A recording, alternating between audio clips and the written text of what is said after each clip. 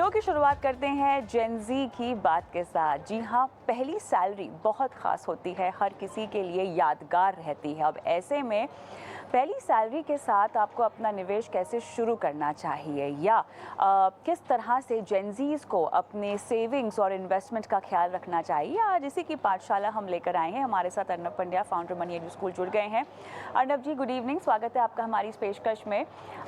तो देखिए, हर किसी की पहली सैलरी बहुत ख़ास होती है और कहीं ना कहीं ये वो वक्त होता है अर्नब जी कि जब आप कमाना शुरू करते हैं तो आपकी पूरी आर्थिक ज़िंदगी की एक टोन सेट हो जाती है, आप एक हैबिट में आ जाते हैं। जिस तरह से आप अपनी पहली सैलरी का इस्तेमाल करते हैं, जो जो ख्वाब आप बुनते हैं, जिस तरह से आप निवेश या बचत या खर्च की रणनीति बनाते हैं, आपके आने वाले आर्थिक भविष्य के लिए जो है इसी तरह की एक आदतें फॉर्म होनी शुरू हो जाती है। तो बहुत ज़रूरी है कि आप सोच समझ कर अपनी पहली सैलरी का सही इस्तेमाल करें। तो ख्वाब तो बहुत सारे होते हैं, हर कोई बैठा ही होता है, ख़ासतौर से लिस्ट आपकी बहुत लंबी होती है। लेकिन जेन ज़ीज़ की अगर हम बात करें अर्नब जी, तो ये ऐसी भी एक एज ग्रुप है जहाँ पर आप उनको चाहे नियम से बांधना चाहें, आप उनको किसी भी तरह के तर्क देकर समझाना चाहें, थोड़े से मनमौजी होते हैं, जो उन्हें करना होता है वो वही करते हैं। तो बहुत ज़रूरी है अच्छी पैसों को लेकर आदतें उनमें डालें। शुरुआत कैसे हो? पहली सैलरी से ही?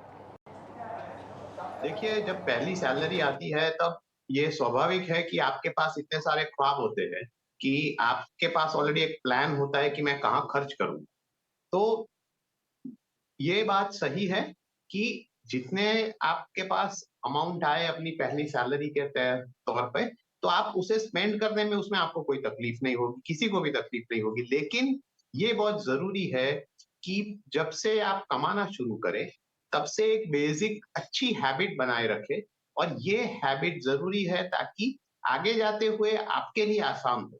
क्योंकि देखिए, आप एज़ एन इंडिविजुअल आपको सिर्फ़ आज की तारीख में क्या करना है आपको उसको देखना नहीं है, लेकिन ओवर योर एंटायर लाइफ, क्योंकि जैसे-जैसे आप आगे बढ़ते जाओगे, आपकी रिस्पॉन्सिबिलिटी बढ़ती जाएँगी, आपके सिचुएशन में बदलाव आएगा, तो उसको भी आपको टैकल करना है।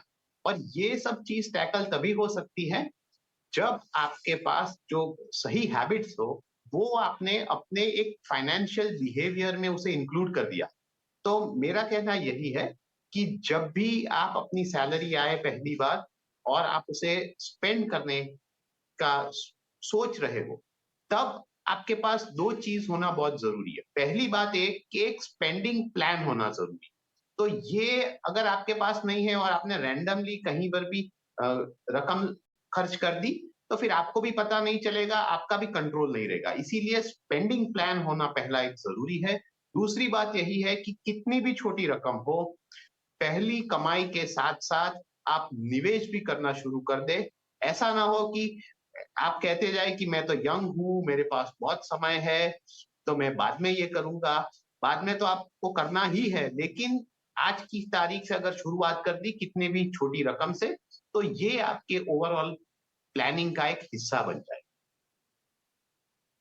राइट, चलिए, तो ये सब बातें जो आपको ध्यान में रखनी है, लेकिन इसके साथ-साथ भी बहुत ज़रूरी है कि अर्नब जी, आने वाले भविष्य में आप अपने पैसों के साथ क्या करना चाहते हैं और किस तरह से अपने लिए आर्थिक रणनीति तय करना चाहते हैं। जेन ज़ीज़ की जो एज ग्रुप होती है उसमें बहुत सारे जो लोग होते हैं वो अपने लिए लक्ष्य नहीं बाँध पाते हैं। तो क्या ये वही समय है जब न सिर्फ़ आपको लक्ष्य बाँधना है पर बल्कि अपने निजी आर्थिक लक्ष्यों के बारे में भी सोचना है, और अगर कोई लक्ष्य आप नहीं बाँध पा रहे हैं तब भी क्या आपको निवेश की शुरुआत कर देनी चाहिए? नॉर्मली कहते हैं कि आप कोई भी निवेश करो या कोई इन्वेस्टमेंट प्लानिंग करो तो उसके पहले आपके पास एक लक्ष्य होना ज़रूरी है। लेकिन कई बार स्थिति ऐसी होती है कि बहुत यंग जो लोग हैं वो अगर कमाना शुरू कर देते हैं, तो शायद उनके पास लक्ष्य नहीं है, या दूसरी तकलीफ इस स्थिति में ये भी होती है कि आपको शायद आइडिया ही नहीं है कि आगे जाके हुए आपकी रिक्वायरमेंट्स क्या होगी या आप किस तरह से आपको आगे प्लानिंग की ज़रूरत पड़ेगी। तो ये एक नेगेटिव नहीं है, लेकिन आपको इस बारे में सोचने की शुरुआत करनी चाहिए कि आगे जाते हुए मुझे किन-किन चीज़ों के लिए, किन-किन गोल्स के लिए कोई रकम, फाइनेंशियल अमाउंट चाहिए और उसके आस-पास आप एक लक्ष्य बाँध सकते हैं। तो ऐसा नहीं है कि आपको आज की तारीख में ही सब करना है और उसी के बाद ही आपको निवेश शुरू करना है। अगर आपके पास लक्ष्य ना हो फिर भी तकलीफ की बात नहीं है, आप उसके बारे में सोचना शुरू कर दें। धीरे-धीरे आपको भी थोड़ी क्लैरिटी आएगी over a period of time, तो आप भी उसे एक सॉलिडिफाई कर पाएँगे, यानी कि एक तरह से उसको तय कर पाएँगे कि मुझे एग्ज़ैक्टली क्या ज़रूरत है। पर लेकिन उतने समय में आप स्पेंड तो करने ही वाले हो, क्योंकि आपके पास बहुत सारे ख्वाहिशें हैं जो आपको बहुत समय से आप उस पे स्पेंड करने की सोच रहे हैं। तो उसके साथ थोड़ा निवेश भी शुरू कर दें। ऐसा ना हो कि आप कहें कि मेरे लक्ष्य तय होने के बाद ही मैं शुरू करूँगा। ऐसा इस ये कारण को लेकर हमने देखा है कि कई बार लोगों का जो इन्वेस्टमेंट है, वो पोस्टपोन ही होते जा रहा है, और उस हिसाब से फिर आपको तकलीफ होती है अपने लक्ष्य हुँ, तक हुँ। पहुँचने के लिए, बिल्कुल। क्योंकि उस उतने समय में आपने बहुत समय गँवा दिया होगा। जी, तो अच्छा, एक और माइंडसेट जो जेनज़ीज़ का होता है वो ये है कि वो निवेश की रणनीति या प्रक्रिया को इतना समझ नहीं पाते हैं, क्योंकि युवा होते हैं और उनकी जो जोखिम उठाने की क्षमता होती है, जो रिस्क एपेटाइट भी होती है, वो बहुत ज़्यादा होती है।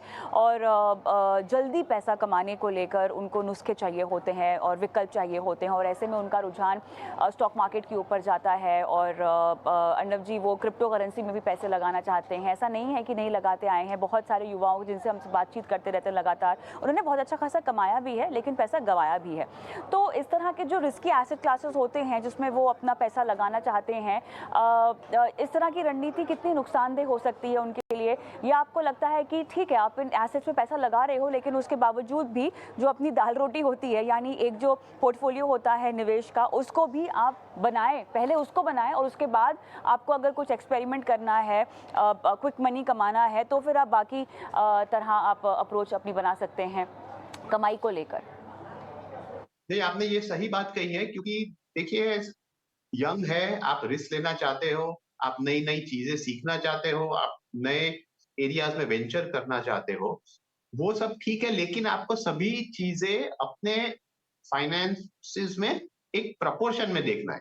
मान लीजिए कि आपके पास एज़ एन यंगस्टर ₹5000 है, अब आपने पूरा का पूरा अमाउंट इस प्रकार के क्रिप्टो में या कहीं और लगा दिया और उसको गँवा दिया, तो फिर आप ज़ीरो पे आ जाएँगे।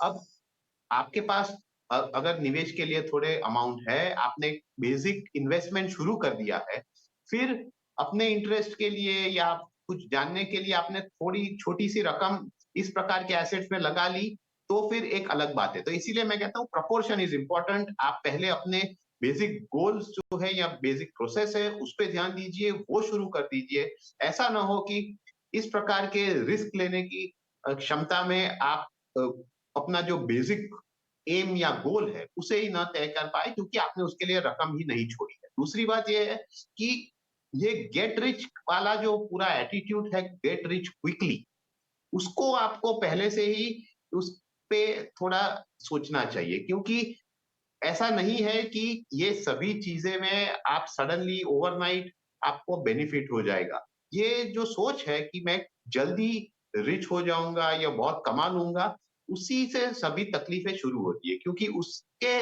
मुताबिक आप जाकर नए नए निवेश के रूट्स खोजते हो जहां पर आपको नुकसान होने के चांसेस ज्यादा है। कई बार आप ये सब जो अनरजिस्टर्ड इन्वेस्टमेंट्स होते हैं जहां पर आपको हाई रिटर्न्स प्रॉमिस किया जाता है, उसकी भी जो पूरी रूट कॉज होता है वो यही होता है कि आपको ज्यादा रिटर्न चाहिए, और आप ऐसा मानना चाहते हैं कि इससे मुझे काफी सारे पैसे छोटे समय में कमा लूंगा। तो ये सोच को आपको कंट्रोल में रखना है, क्योंकि इससे ही आपको नुकसान होगा। तो over a period of time आप समझ लीजिए कि जो कंपाउंडिंग का बेनिफिट है, वही आपके जी। लिए ट्रू वेल्थ बिल्ड करेगा। लंबे हम्म। समय तक पैसा निवेश जी। रखिए, वो अपने आप बढ़ते बिल्कुल। जाएगा और उसी से आपको ज़्यादा लाभ होगा इंस्टेड ऑफ चेजिंग हायर बिल्कुल। रिटर्न। बिल्कुल। इस चर्चा का आखिरी सवाल, हम पहली सैलरी और पहले निवेश की बात। है, तो उससे प्रोटेक्टेड रहना बहुत ज़रूरी है।